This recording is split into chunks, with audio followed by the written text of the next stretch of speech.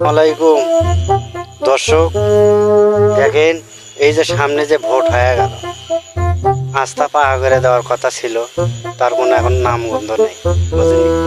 তাই এমপির কাছে একটা দাবি, আমরা তো ভোট দিয়ে আপনি তুললাম, গোবিন্দগঞ্জ মিছিলও করলাম, সব কিছুই করলাম, আমরা ভোট সবাই দিলাম, বউ সোল ইডে উডে পাড়া বসে আত্মস্বজন সবাই ভোট দিলাম, কিন্তু খালি শুধু এই আস্থাটা আমাকে পাকা করে দেবেন। আপনার কাছে একটা দাবি, এমপির কাছে একটা দাবি, যে এই পাকাটা, এই আস্থা আমাকে একটু পাকা করে দিবেন। আমাদের বাসের মধ্যে যাতে খুব সমস্যা হয়, বাসের মধ্যে গাড়ি ঘোড়া নেগাতে, আমার গাড়ি আছে, গাড়ি নেগাতে খুব সমস্যা হয়, গাড়ি বেরিং ভাঙে, ইটা ভাঙে, ওটা ভাঙে, প্রতিদিন খারাপ হয়। আমরা তো গরিব মানুষ, আমরা তো ঠিক করতে পারি না, বুঝলেন? তাই একটাই দাবি আপনাদের কাছে, যে এমপির কাছে একটাই দাবি, যে এই আস্থাটা আমাদের যেন পাকা হয়, সব আস্থাই পাকা হয়।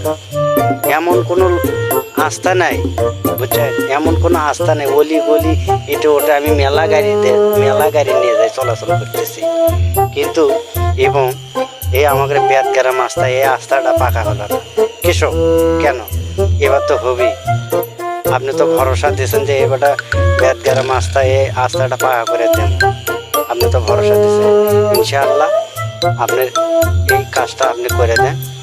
হ্যাঁ, তাহলে আপনার খুবই ভালো হবে, বুঝছেন? আমাদের চলতে খুব সুবিধা হবে, এবং এই কথা অনুযায়ী আমরা ভোটটা দিলাম। আমরা এই আস্থাটা, আমরা কোনো তেল তুল, কোনো ইলিপ মিলিপ, কোনো টাকা পয়সা কোনো চাই না, আমরা শুধু চাই খালি এই আস্থাটা। এই আস্থাটা আমরা চলবো, আমরা যাবো, এটাই শেষ, বুঝছেন? আপনার কাছে দাবি, এই আস্থাটা আমাদেরও করে দেবেন, শেষ। আমরা বাসের মধ্যে চলতে আমাদের খুব অসুবিধা হয়, বুঝছেন? বাসের মধ্যে খুবই অসুবিধা, চলা যায় না, খুব সমস্যা, কাঁদো হোক। আপনি ভালো থাকবেন, খুবই ভালো থাকবেন। আল্লাহ হাফেজ। এই পর্যন্ত ভিডিও শেষ করলাম। আল্লাহ হাফেজ, ভালো থাকবেন। তাও আমাদের এই আস্থাটা করে দেবেন, বুঝছেন? এই আস্থাটা করে দেবেন।